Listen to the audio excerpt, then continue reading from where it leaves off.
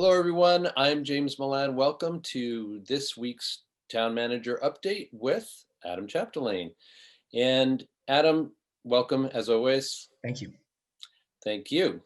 Um, we will start, we always do, with COVID. But today I'd like to ask you to place the numbers in Arlington, which are now, as of this morning, at 475 cases. And again, that has, I remember it was just 2 or 3 weeks ago that we crossed the 400 person or case threshold. And so obviously we know what is going on here, but I'd love to have you put those numbers into perspective, both regionally in the Boston area and in terms of the state, et cetera. So, as you mentioned, James, our numbers are creeping up. They're creeping up certainly faster than we want to see them go up. In the broader context, I know that I am. I think our team here in Arlington is worried about what's happening in the state, mostly in the region. I think there are parts of the state, frankly, that are doing better than the greater Boston region. Nationally, as we know, we're breaking records every day for number of new cases. In the state, I don't think we've yet started to exceed the numbers we were seeing back in April and May. But I think last time we were talking together just a week ago, the new case numbers in Massachusetts were about 1,100 to 1,200 a day. I know we've now broken right past 2,000 cases a day. So I think we have good reason to be concerned. And I think state leaders, as well as state level health experts, are concerned about what this means, what it means about hospital capacity, about what it means about a potential death rate to creep back up as older populations start to become part of transmission again, and maybe most specifically what this means as we enter the holiday season. Inevitably, people are going to gather. The virus is out there, and what is the outlook going to be after the holidays? So I think what that ties into is a really, continued strong push to people to please wear masks and avoid gatherings if at all possible. More and more data is coming out around masks, even just fabric coverings, not N95 masks, that they can protect not only others, but protect you as well. And I don't have the percentage off the top of my head, but dramatically reduce the risk of transmission, indoor and outdoor. So I think we're heading back towards a dangerous period. Wearing a mask is critical, social distancing is critical, and resisting your urges to attend or host large gatherings are critical. We have often noted, going back months and months now, that the compliance with mask wearing here in Arlington seems very high and fairly reassuring as far as it goes. And that has certainly been continued to be at least my experience and what I've observed. But I'm wondering whether a lot of what you're talking about, it's not just the masks, it's also the avoiding the gatherings. And I know that you have given the message loud and clear for a long time now. I also know that gatherings have been, at least as far as you can tell, one of those things that has been a bit of a danger here in Arlington. Given the fact that the holidays are coming, et cetera, I know this is a hard question, but do you have any ideas about messaging or otherwise to counter pandemic fatigue that we're all familiar with, and the urge, again, to get together in this holiday period? I mean, I think the best I can say is, even if we think whoever the we are, as an individual, if we think we are safe, healthy, not vulnerable, that, we'd be able to get through it if we get sick. I'm sure, hopefully we're all blessed to have loved ones that are older, potentially vulnerable, that we probably very badly want to see during the holiday season. But I think we have to take seriously the risk of infecting them. We have to take seriously the possibility that any of us could be positive but asymptomatic and risk spreading that to somebody. I mean, I think there are measures that we could put in place, right? Or individually, we could get tested, we could isolate. We could be careful when visiting loved ones who may be more vulnerable than we are. But of course, the safest way to do it is to not gather. I mean, I'm just speaking for a person of one, a family of one.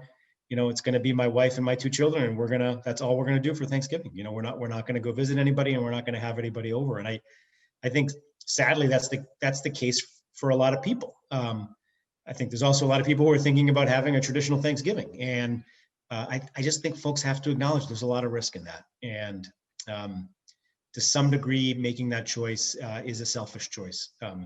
It's one thing to accept risk for your family, but what that could mean in terms of spread for others you would then encounter after that is selfish, and I think we should be very careful in making that choice. Yeah. Just to my own 2 cents, I think the fatigue is a real thing. Obviously, we all know know that, but I think we also have to keep in perspective the fact that if we lose one Thanksgiving and one Christmas, but we can, and it's reduced to that. I think over the long term, we would all look back and say that was worth it. So let's try and remember that now going into the season, and Exactly. keep our fingers crossed, see how that goes. Um, Last week, we were anticipating a town meeting coming up, which will be in a virtual form, talk about avoiding gatherings.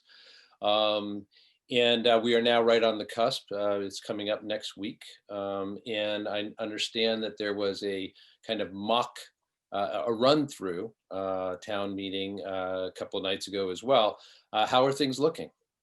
So I think we're getting ourselves into a better position. I feel like a broken record, but it's worth repeating that this team of both volunteers and staff that we have, putting their time and energy into making this success, just continues to impress me. We're blessed on both sides of that coin, from both the volunteer and the staff point of view.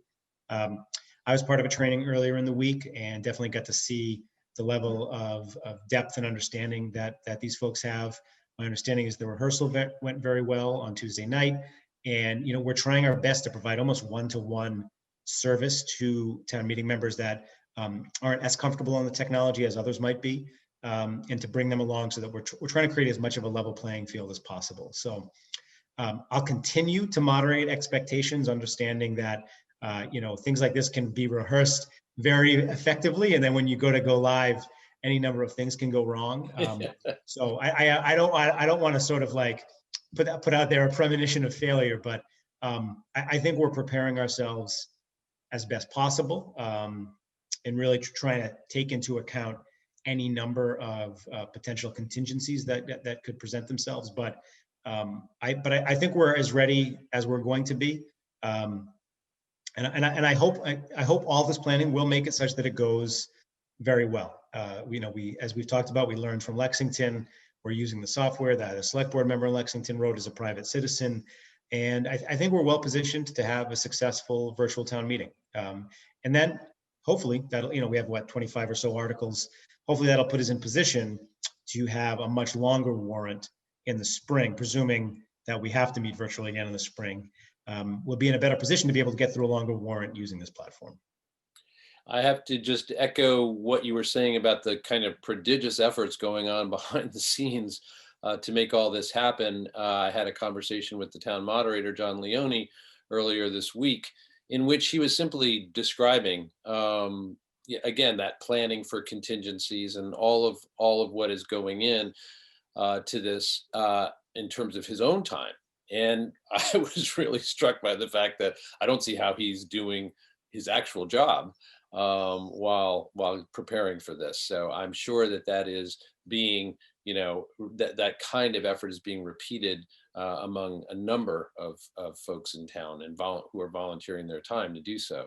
So I think they deserve and we all deserve that things go smoothly enough. And there are plenty of things to discuss. I think 2 or 3 sessions, if it's all done by the end of the 3rd session, that would be good news for everybody, I assume. Yes. Yeah, I would take that. I would certainly take that. All right, great. One other thing, well, 2 actually, but I wanted to just note that we are a couple of, Veterans Day, I'm talking to you on a Thursday, Veterans Day was yesterday, and like everything else, things had to be changed from our traditional celebration or commemoration of Veterans Day, and it was a virtual ceremony, which I know you participated in as well. How did you feel that went? You know, your colleagues at ACMi and Jeff Chunglo and the Veterans Council, I mean, I think they put together a really exceptional virtual ceremony. And if anybody hasn't watched it yet, you can either go to the ACMi website or the town website and find a link to watch it. It's only about 21, 22 minutes long. But I thought, I continue to just be so impressed by the people we have in town putting these things together. I thought it was really powerful, using different sites in Arlington as the backdrop for the different speakers' remarks. I thought was a really powerful way to make people feel like they were in the Arlington community experiencing this. The day, I think most of it was filmed on one of those beautiful days towards the end of last I week. was, I was going to So say, yeah, yeah, so took the full backdrop was advantage of very that. nice in that regard. So yeah, it was a nice way to continue to do what we should be doing on Veterans Day, to remember the service and sacrifice of our veterans, both in Arlington and beyond. And even though we couldn't come together, I think we did a really good job of putting something that hopefully adequately honors those who have served our country. Adam, let me ask you one more thing before we go, and I understand that this is not part of your ambit as our town manager, but we are now 9 days removed from our national election, and still, no sense of exactly how things are going to play out. Um, how how does that strike somebody who's in a position of intrinsically involved with local government in the way that you are? uh, y- you know, what do you think about what's going on and what could happen?